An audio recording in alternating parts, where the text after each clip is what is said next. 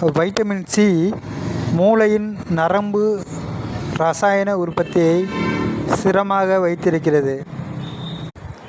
நரம்பு செல் இடையேயான தொடர்புகளை வலுப்படுத்துகிறது. இதனால் நாம் நினைவுகளை எளிதில் பகுத்தறிந்து புரிந்து கொள்ள முடிகிறது. படிக்கும் திறன், நினைவில் வைத்துக்கொள்ளும் திறன் மற்றும் புதிய தகவல்களை கற்றுக்கொள்ளும் திறன் அதிகரிக்கிறது.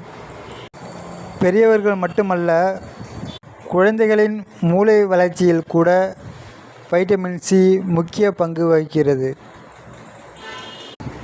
மூளையில் உருவாகும் புதிய நரம்பு செல்களும் பழைய செல்களின் மீளுருவாக்கமும் வைட்டமின் சி மூலம் விரைவாக நடக்கிறது.